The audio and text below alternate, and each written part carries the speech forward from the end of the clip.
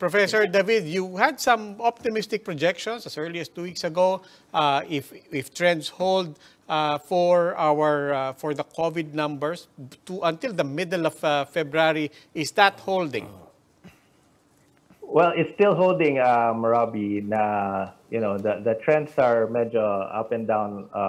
Going up above and beyond our projections. Pero we're still seeing the same overall trend. Na it's decreasing. We may not get the exact number that we're hoping for. It could be higher, but we're still projecting less than 1,000 cases by Valentine's Day. Maybe 500. Sana naman magtuloy-tuloy yan. To be clear, you're talking about national numbers. Hindi lang NCR. Alam natin for the past couple of weeks, there has always been two stories. NCR, of course, always highlighted. You're talking about national numbers. No, I'm talking about NCR, sorry. NCR numbers could be down to 1,000 or even 500 cases per day. Right now, today's number is 1,477, I think, in the NCR. So medyo malapit na siya below 1,000 and 500. For national, today's the first time we have 4 digits, sabi nga ni Ami, since, early January. So we're still projecting, it could go down to about 5,000 cases per day by mid-February. I mean, before mid-February. And actually, yung projection namin below 10,000, but I think it could go down to around mga 5,000 cases per day na by mid to late February. Sir, clear naman kasi yung NCR talagang mababa eh. I think yung binabantay ng maraming tao is ano nangyari sa probinsya. Because that's where the concern really is eh. Yung probinsya, yung mga mas kaunti pa yung nababakunahan eh compared to NCR. How is the countryside faring? Well, the good news, Ed, is most of the provinces and LGUs are now on a downward trend.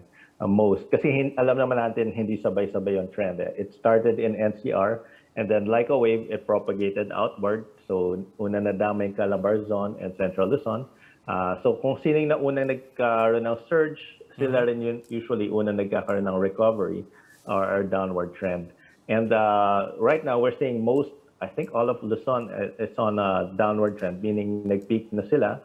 And in Visayas, nakikita lang natin na may significant growth rate pa, meaning nag-accelerate pa, would be Negros Oriental because medyo late nagsimula yung surge sa Negros Oriental. And then in Mindanao, sa Davao City, it's going down. And Cagayan de Oro also, I think it's going down. But in some provinces in Mindanao, it's still undergoing a significant growth rate. So meaning pataas pa sila. So if we think of it as a series of waves, pababa na sa Luzon and most of Visayas, and then sa Mindanao, parts of Mindanao. Pero sa ibang parts ng Mindanao, pataas pala yung wave dun.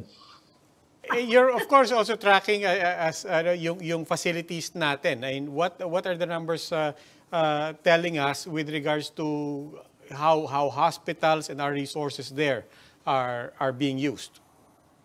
Well, Robbie, at least, for example, the NCR and Calabarzon, when we tracked it, all the hospitals are already at low risk or low occupancy, meaning it's already below 50% occupancy sa mga hospital beds natin. And this is good news. Even during the peak of the surge, hindi naman na-overwhelm yung hospital system. Well, in terms of the hospital beds, we know na medyo na-overwhelm sila in terms of staffing capacity because many frontliners, healthcare workers got COVID. But now we're seeing that the recovery is good. So healthcare system is healthy. For provinces, syempre, that's something we're checking. Medyo, for example, right now I'm looking at in Mindanao because that's where part of is still ongoing. Iligan, for example, has low healthcare or hospital bed occupancy, pero the others are a bit high, nasa 50 to 70%.